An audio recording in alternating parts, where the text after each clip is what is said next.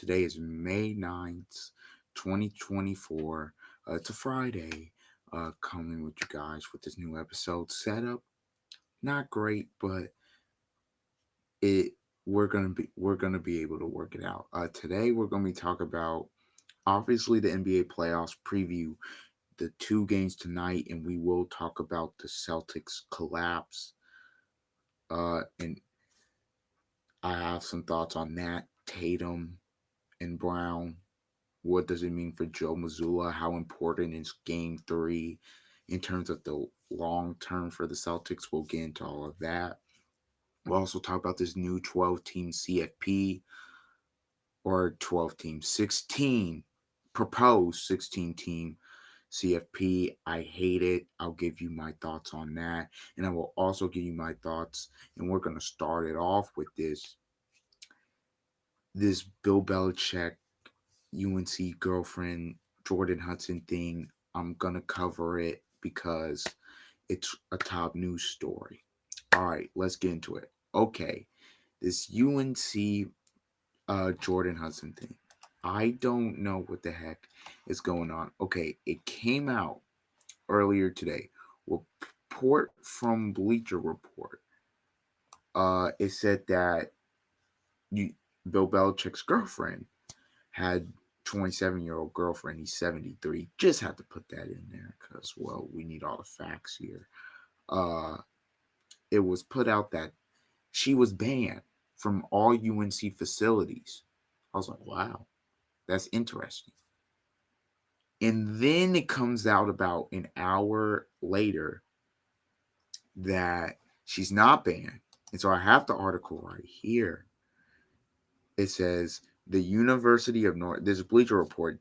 The University of North Carolina has denied that it banned Jordan Hudson, the girlfriend of head coach Bill Belichick, from its football facility in response to a report from Metal Warlark Media's Pablo Torre on Friday. North Carolina issued a statement that Hudson is welcome on all team facilities. This is from Chris Vanny uh, on X. On X. Here the statement reads. Let me see here. Okay, here it is. The statement reads: North Carolina says Jordan Hudson is still welcome in UNC football facilities, while Jordan Hudson is not an employee at the University of Carolina Athletics. She is welcome to the Carolina football facilities. Jordan will continue to manage all activities related to Coach Belichick's personal brand outside of his responsibilities for Carolina football and the university. Okay. Torre pushed back on UNC's statement, saying that he stands by the reporting, noting it came from the highest level of the program. So this is getting really interesting. This is what Pablo Torre says. He says, P.S. UNC can now choose to describe or change its position on Jordan Hudson's involvement however it wishes. Following the publication of our episode, we requested comment and filed dozens of FOIA requests that were not satisfied, and we stand by the specific reporting in our episode, which came from the highest levels of the program. So somebody's lying. Somebody's lying. Either UNC changed their stance really quick after the episode went viral, or Pablo's lying, which I don't see why Pablo would need to lie here. But okay, there's more. The the denial comes after Torre cited a source close to Tar Heels head coach Bill Belichick, who said there is deep worry for how detrimental Jordan can be for not just North Carolina, but Bill's legacy reputation, which a lot of people think that. This isn't just odd. This isn't just Bleacher Report talking. A lot of people think this. The Athletics Baker reported on April 15th that Hudson doesn't have a formal role with UNC. In one case, however, she communicated with the school's social media team on how to frame the hiring of Belichick's son, Steve, as defensive coordinator. Belichick and Hudson's relationship has also become the biggest storyline surrounding the program. TMZ Sports reported on April 28th that some UNC officials are now concerned about Hudson's influence on Belichick's tenure as the head football coach. That was after the coach appeared on CBS Sunday Morning to promote his new book, The Interview, that went viral. Uh, the interview, Tony, I'm not even going to try to pronounce his last name, called Hudson a constant presence in the background, and she can be heard at one point shooting down a question about how she and Belichick first met. Obviously, there was the clip uh, that went viral. Um, it was a microcosm of how their interpersonal dynamic has overshadowed Belichick's actual job. Even former New England Patriots wide receiver Julian Edelman believes it's becoming an unnecessary distraction. When Edelman's speaking out and saying this, uh, not a good look. Pro Football Talk's Mike Florio reported Sunday that Belichick has reached out to at least one outside public relations specialist for new image constellation.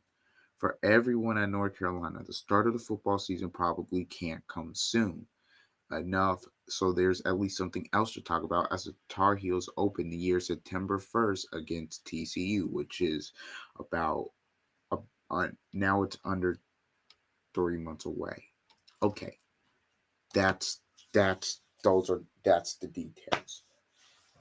What in the world is going on here? What's happening here? It was my first question. Because, okay, we know, look, you can have your thoughts about is this right? Hudson, 27, I think. She's 27, something like that.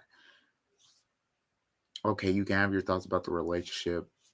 Okay, fine, they're happy, whatever. That's none of our places to really talk about that. The first question mark went when obviously the CBS interview came out saying, let's not talk about that. No, we're not talking about that. I was like, oh, okay. Maybe a little bit of a red flag, but we'll move past it. Now she's banned. Now it's okay, she's banned. No, she's not. What's going on, North Carolina? Belichick. And obviously the hard knocks, they were supposed to do a hard knocks, and they pulled out of that. Now it was rumored that Hudson has something to do, Bill's girlfriend has something to do with it, but I don't think, I don't think she did. Look, Bill, Bill's obviously, I guess, wants to be in this relationship. Is it bringing some distractions? Yes. Right? Right. It is bringing some distractions right now. Look, you have to be objective and say, yeah, this is a bit of a distraction right now. I'm looking I'm looking here at UNC, and I'm saying, okay. So Pablo said he was banned because this is where I'm gonna get back to because the relationship, whatever. I'm talking about how did it come? Was she not banned? Or after the episode go viral, did you unban her? Was she never banned? Did Pop, why? Like, that's the thing with this. I don't know. We don't know what the heck is going on with this. It's a very fascinating story because this is the greatest football coach potential of all time. In the relationship, okay, not a big deal.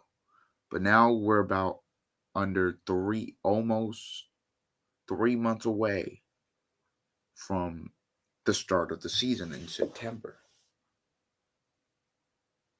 And hopefully, obviously, when it gets here, we can just talk straight North Carolina football, no other distractions. But this story is fascinating because it's just you don't. There's a sense of, I don't want to say weirdness, but it's what it feels like. Because okay, when the relationship first started, okay, it a lot of people think it's weird. I'm like, okay, whatever. It's not my life. I don't care. Belichick, he's Belichick. You gonna tell him no? Like, come on now. If that's what he wants to do, that's what he wants to do. I'm not gonna get mad at him or anything. I'm not gonna tell him different. But then obviously the CBS morning thing comes out. Okay, everybody has their opinions on that. I'm like, that's a little strange, but I'm gonna leave it alone. And now this. So my question is, what the heck is going on? What the heck is going on inside of UNC? That's why I want Hard Knocks still for UNC. I know they pulled out and they're not going to get it now, but I just want to see, like, in that building, the practice and everything, like how they're getting ready for the season. How is this distraction?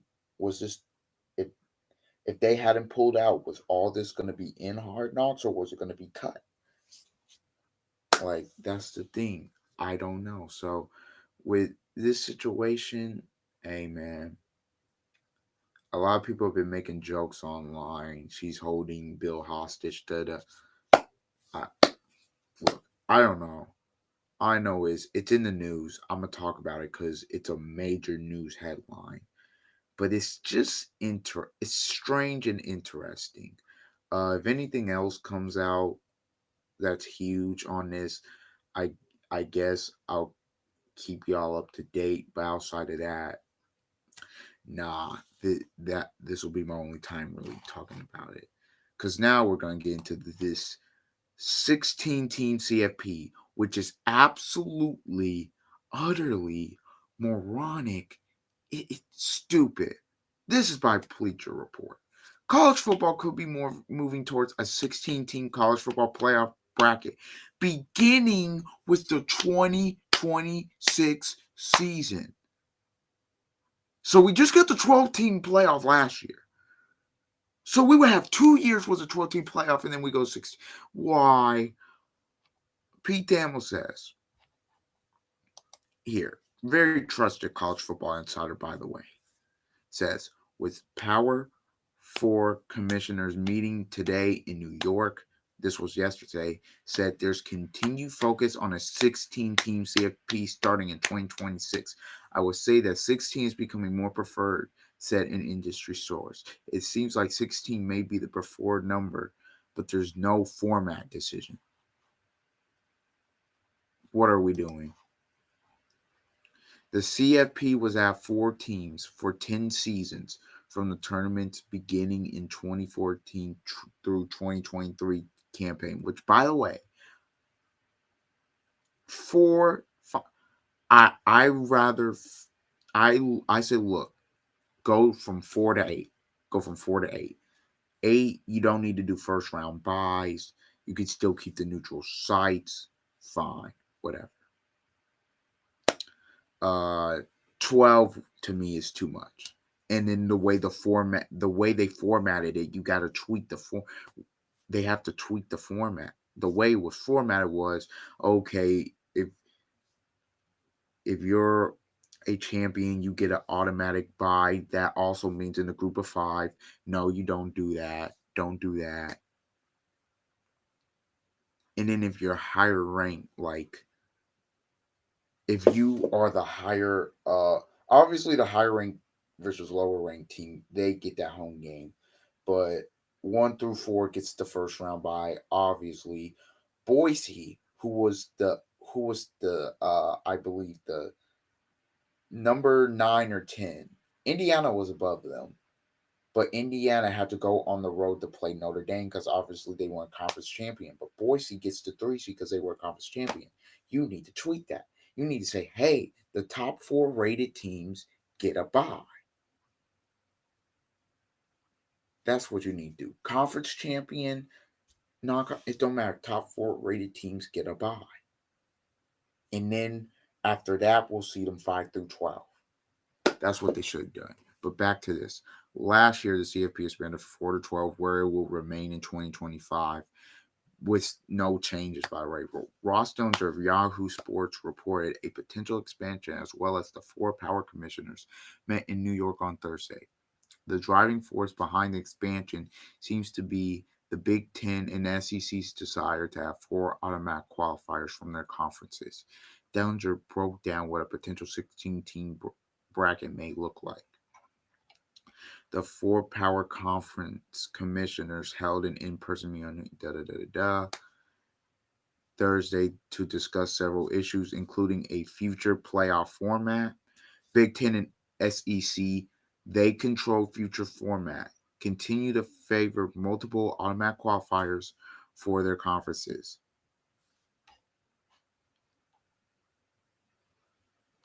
So this is what I guess it would be. Four SEC teams, four Big Ten teams, two ACC teams, two Big 12 teams, one group of six or group of six, and three at larges. And this is also when you keep in mind with season-ending interleague play in games, third place versus sixth and fourth versus fifth. Like the interleague playing games, which Dellinger reported on in February, is the eye opener here. They would occur during championship weekend, with the first and second place teams playing for the league title, and presumably a better seed in the CFP, which both would have already qualified for, while teams below them fight for CFP berths.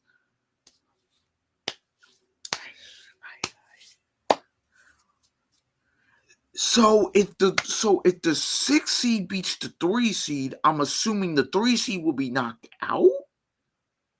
Is that or is that I? What is happening to the sport I love?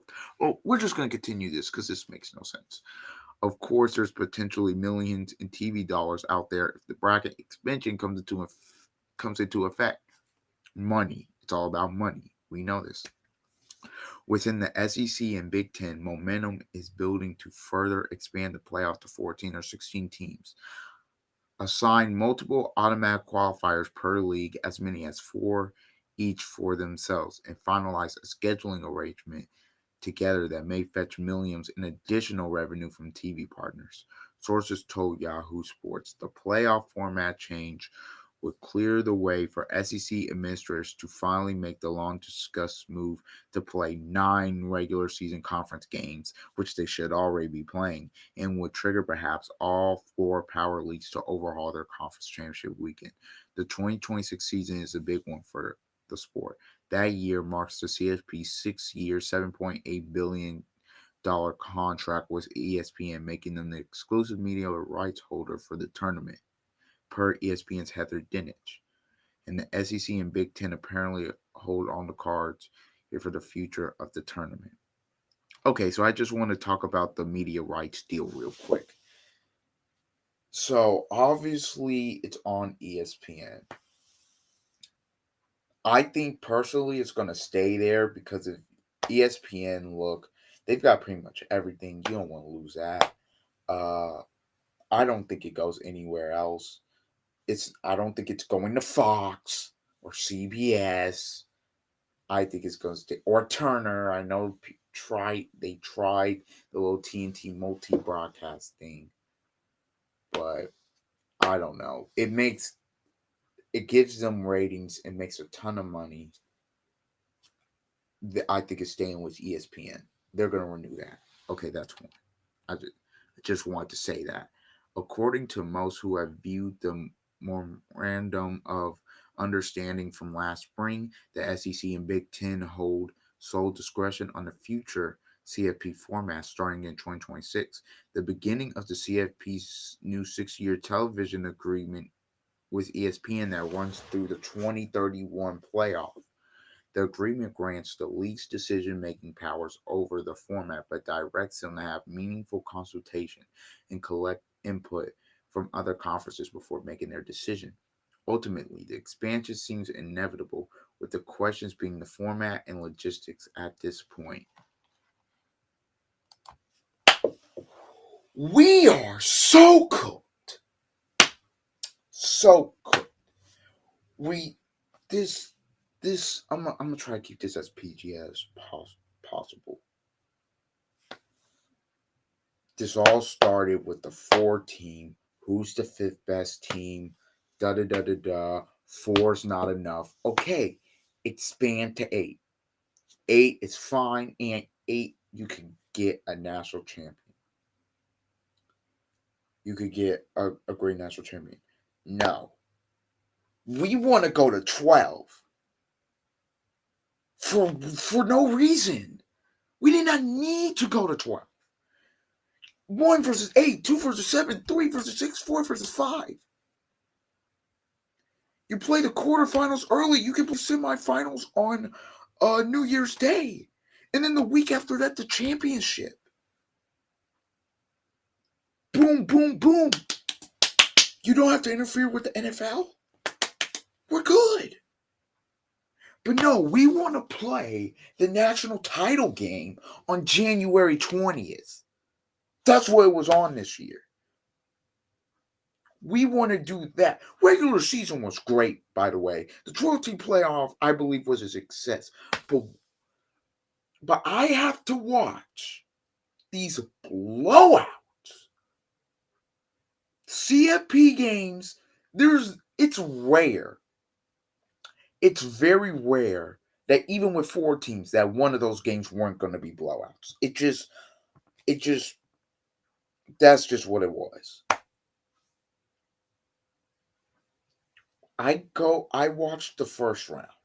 No real close games. The quarterfinals, outside of Texas and Arizona State, Georgia Notre Dame was okay, but Notre Dame controlled a majority of that football game. And then the semifinals and the finals were great. Penn State, Notre Dame, fantastic. I did a reaction to it. Same was Ohio State, Texas, and then the championship game between Ohio State and Notre Dame, fantastic. We have this NIL problem. Now we have this portal problem, and now this. So now the number 1 seed doesn't even get a bye. Imagine if you're Georgia and you go undefeated and you have to face the 16 seed. And you have to face, I don't know, let's just say UNLV. I don't need to see Georgia blow UNLV out by 30. I don't need to see it. What are we doing? What? 2 versus 15. So I need to see Ohio State. I need to see Ohio State play Iowa State. What are we doing? I don't know why college football is going down this road. It's all about the money, G. And then with this whole first and second, okay, people are gonna say, "Oh, well, they clinch a spot in the CFP. Those teams won't play hard. They still will, because being a conference champion still means something. It means something. Like the SEC, that will still mean something. That'll still mean something. To the Big Ten, that'll still mean something, being the conference champion. I'm not worried about that. The 3 versus 6 and the 4 versus 5. So you're telling me that all that work we did in the conference to barely miss on the conference title game, we're the 3rd place team. So we have to go and play the 6th place team, who we potentially already beat either on the road or at home.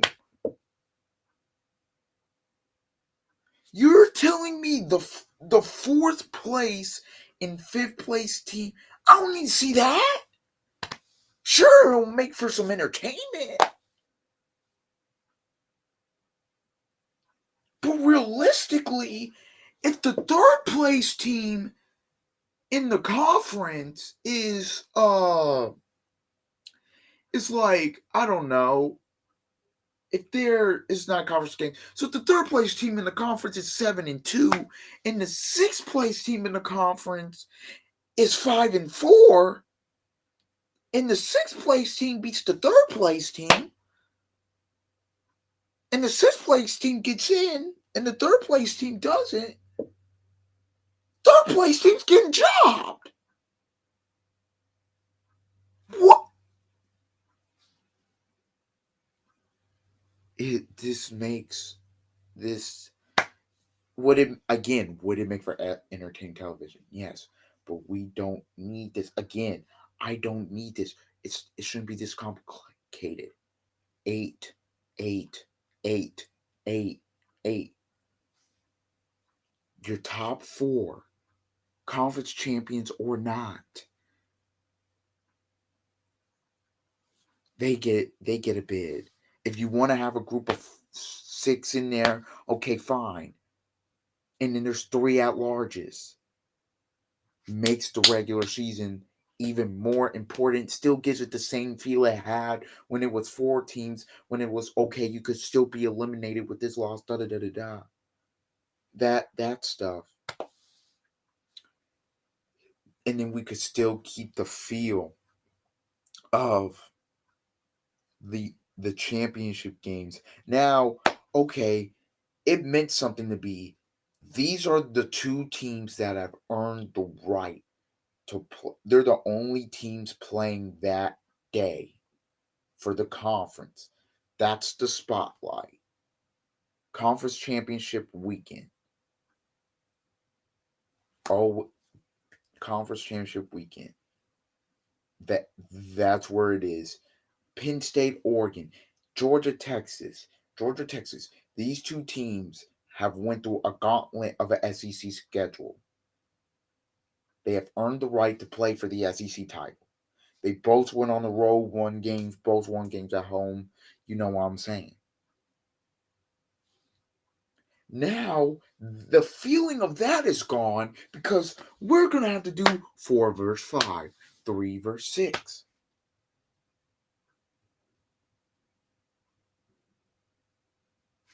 Like, I don't understand.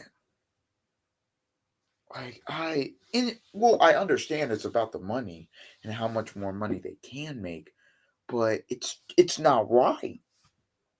I hate this idea. I hate it. I said, look, either keep it at 12 or go down to 8, not go up to 16. Now it looks like it's inevitable. College football, look, I don't know.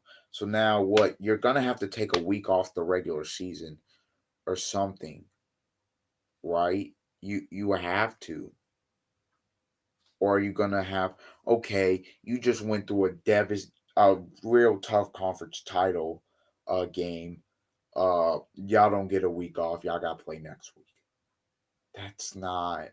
No, no, no. This is not. This. No, I hate it. I just do. I hate it, man. I hate it. It. I don't think it helps anybody outside of the money in terms of the revenue. I don't think it helps anybody involved, man. Even in the player safety as well. There's a more likely chance you can get hurt. I mean, we're getting into NFL territory with the amount of games we're potentially playing here.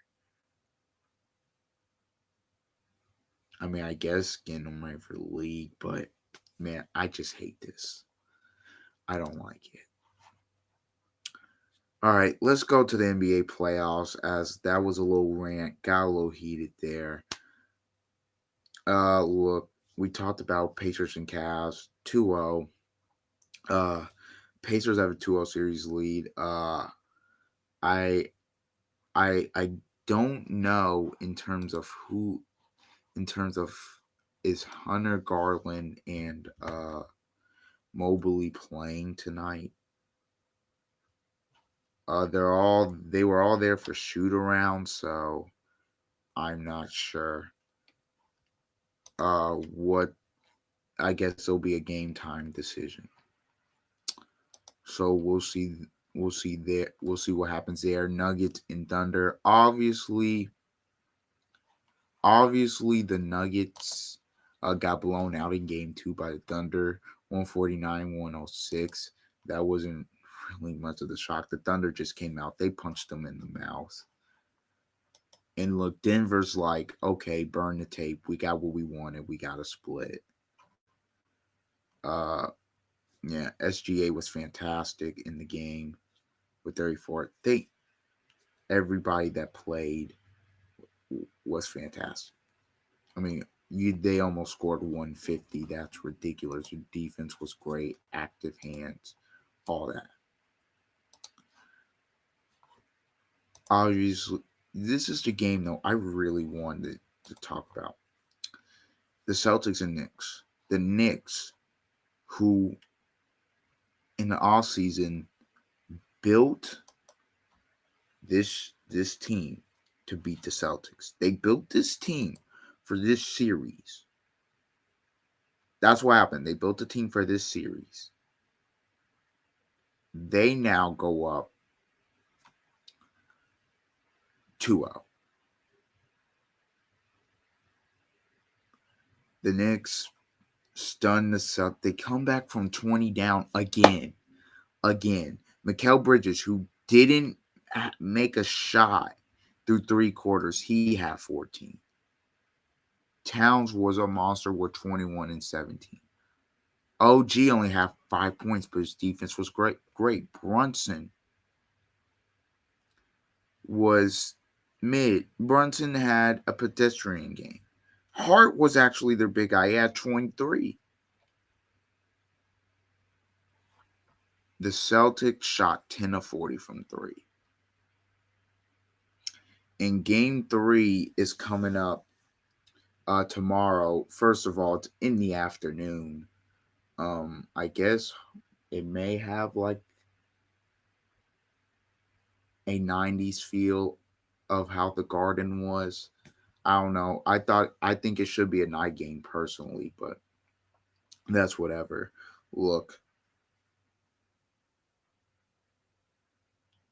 game 3, biggest game. This is the biggest game for the Knicks in since what, game 7 last year. I was gonna say, well, game 7 last year to get to the conference finals. Look, if the Knicks win this game, wrap. It's a wrap.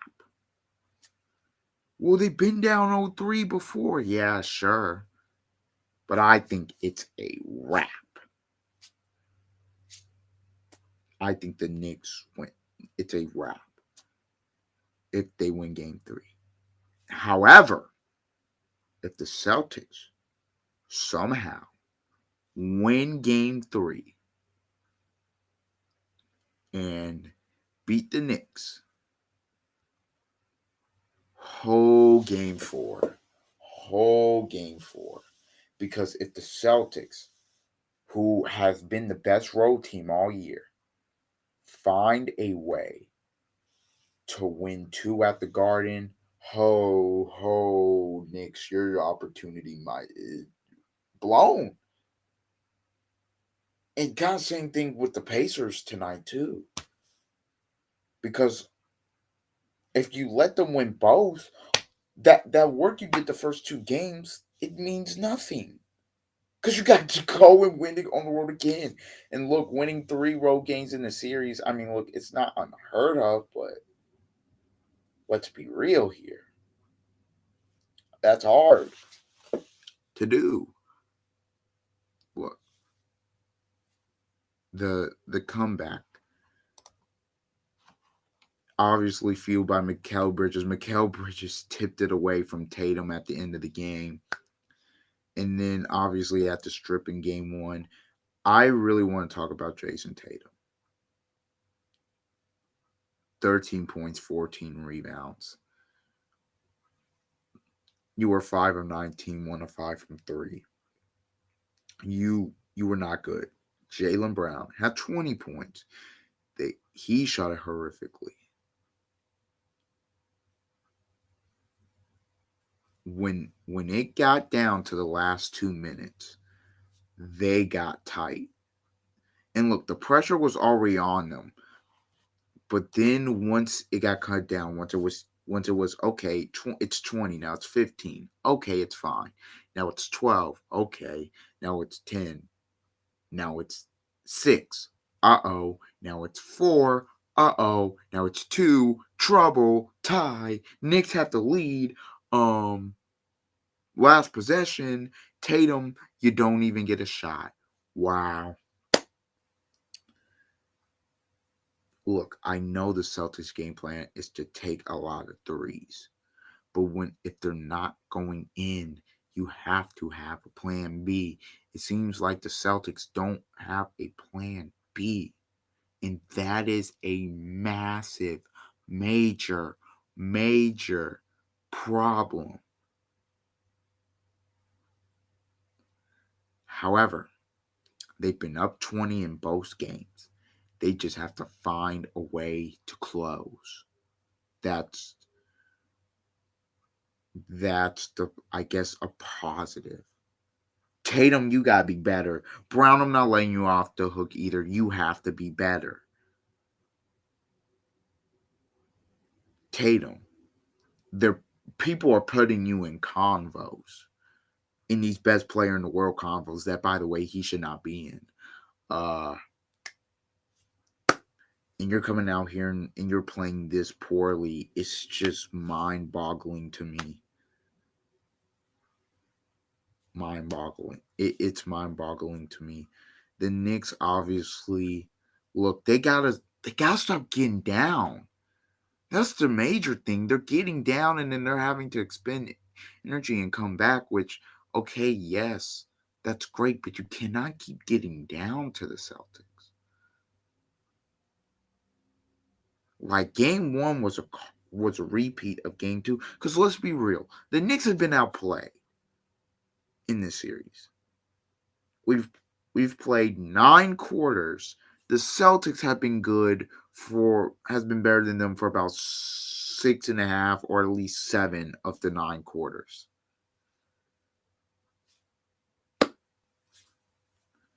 So I'm looking at Boston right now. I'm saying, look, bro, if you lose game three, there's a chance Joe Mazzulla could be gone. I know that's crazy, but I've seen with the NBA this year, nothing's crazy. Um, Obviously the team is gonna break up anyways, because even if they won this year, they said they were gonna have to break it up because financially they could not keep this roster. Obviously, so changes will be coming are coming anyways, but they're in a must win, man. I mean, not only in terms of the series, but just for the future going forward. They're in a must win, man. Backs against the wall adversity. I mean, we'll see what they're made of. And the Garden's going to be rocking. And if I'm the Knicks, I'm trying to come out. I'm hitting them with a haymaker early. I'm trying to knock them out early. I'm trying to see, can Boston withstand the heat? Boston's going to have a different type of physical toughness and a different type of mental toughness. They cannot get tight. It just can't happen. It just can't happen. It's going to be an interesting game. And look, if the Celtics win game three, then game four I believe it will be on Monday. It's very interesting. Uh Everything I just said for I mean it does kind of apply to the Cavs Pacer games, kind of not. By the way, the Timberwolves beat the Warriors. No, Steph last night. Well, Timberwolves great defensive intensity. They hit threes. Golden State tried to make a little run, but Kerr was just trying anything. Look, game three on Saturday. No Steph, but it's in the Bay. So let's see what they can do. It kind of Cavs Pacers. Look, Cavs. Are those guys 100%? No. I don't think Garland's 100%, but he's going to try to give it a go. Pacers are At home, they're so good. Obviously, they're gonna have to keep the pace. If I'm Cleveland, you gotta make it a half court game. Gotta make it a half court game. Mitchell, obviously, you want to assert yourself early. If you're the Pacers, a great start is key. Because if you can get off to a great start, maybe put some pressure on Cleveland here early. Because this is the game for Indiana. Because game three, because if you lose, you're guaranteed to go back to Cleveland. And I'm not saying you won twice here, not saying you can't win there, but I'm just saying you'd rather win game three, try to take these dudes hard, and then let's get them up out of here in game four. That's what you want to do. What you want to try to do. Cleveland, this is the most adversity they faced all season. I'd love to see how they respond in the moment. This I mean, these playoffs, man, how could you not love these playoffs with the way they've been unfolding? But yeah, that's going to do it for today's Don't Argue with the Facts podcast. I have been your host, Noah Love. Please like, comment, and subscribe. And follow me on my Instagram. Link will be in the description. And until the next time, see ya.